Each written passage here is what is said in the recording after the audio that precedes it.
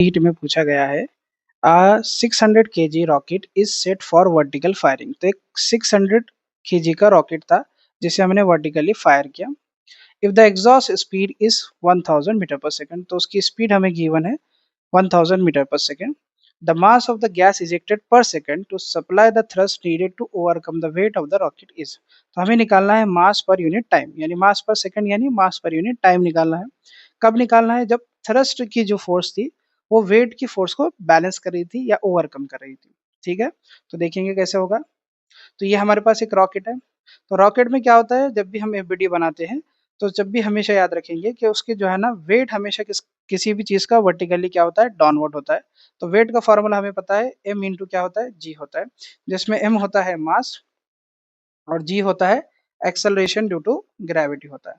ठीक है, जिसकी वैल्यू क्या होती है, अब आपके ऊपर है, 9.81 होती है, लेकिन कभी कभी हम इसे कैलकुलेशन इजी करने के लिए 10 भी यूज करते हैं। अब एफ टी क्या होता है, थ्रस्ट फोर्स होता है। जो ये हमको क्वेश्चन में गिवन है कि ये जो ऊपर की तरफ लगने वाला थ्रस्ट फोर्स है वो वेट एम जी को क्या कर रहा है, ओवरकम कर रहा है यानी बैलेंस कर रहा है। ठीक है, मैंने यहाँ पे लिख दिया एम 600 के जी। एग्जॉस्ट वेलोसिटी हमको गिवन है यहाँ पे 1000 मीटर पर सेकंड, और मास पर सेकंड या मास पर टाइम हमें यहाँ पे कैलकुलेट करना है। अभी बताया मैंने thrust overcome the weight of the rocket, तो यहाँ पे देख सकते हैं F T is equal to यहाँ पे हो जाएगा एम इंटू जी। ठीक है, न्यूटन के सेकंड लॉ के अकॉर्डिंग हमें पता है rate of change of momentum is directly proportional to force. तो फोर्स का फॉर्मूला होता है F is equal to D P by D T, जिसमें क्या होता है, डी पी क्या होता है, चेंज इन मोमेंटम होता है, डी टी क्या होता है, टाइम होता है। तो यहाँ पे मोमेंटम का फॉर्मूला होता है एम इंटू वी, जिसमें एम क्या होता है, मास होता है, और वी क्या होता है, वेलोसिटी या स्पीड होता है। ठीक है, अब यहाँ पे वेलोसिटी को हम बाहर ले लेंगे क्योंकि यहाँ पे मास चेंज हो रहा था, वेलोसिटी यहाँ पे बाहर ले लेंगे डिफरेंशिएशन से। तो क्या हो जाएगा, v is F is equal to V into D M by D T.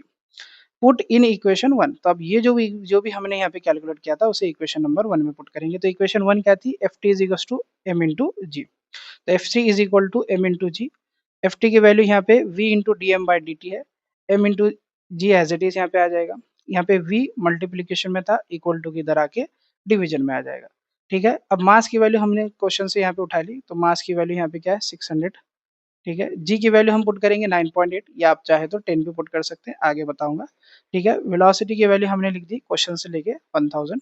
तो D M by D T हमें कैलकुलेट करना था, तो D M by D T as it is यहाँ पे। अब 600 में ये नीचे से 2 जीरो से ऊपर से 2 जीरो कट जाएंगे, नीचे के एक जीरो से यहाँ पे एक जीरो लग के 0.98 हो जाएगा। तो 0.98 को हम 6 से मल्टीप्लाई करेंगे तो हमें 5.88 आंसर मिल जाएगा। डीएम का मतलब यहाँ पे मास है और ये मास के यूनिट हो जाएगा केजी, और डीटी का मतलब यहाँ पे क्या है, टाइम है, तो टाइम का यूनिट हो जाएगा यहाँ पे सेकंड, तो इसलिए यहाँ पे केजी पर सेकंड हमारा यूनिट आ जाएगा। अगर इनकेस हमने क्या किया, जी की वैल्यू 10 पुट किए तो क्या होगा, तो DM by D T as it is होगा। यहाँ पे मास 600 जैसे का वैसा होगा, बस 9.8 की जगह हमने क्या पुट कर दिया, 10 पुट कर दिया, 1000 एज इट इज यहाँ पे देख सकते हैं। तो क्या हो जाएगा, DM by D T as it is. अब ये क्या होगा, ये 2 जीरो से नीचे के 2 जीरो और ये ऊपर के एक जीरो से ये जीरो कैंसिल हो जाएगा, तो आंसर हमें मिल जाएगा 6 kg पर सेकेंड। तो ऑप्शन देख सकते हैं यहाँ पे, ऑप्शन सी हमारा करेक्ट हो जाएगा।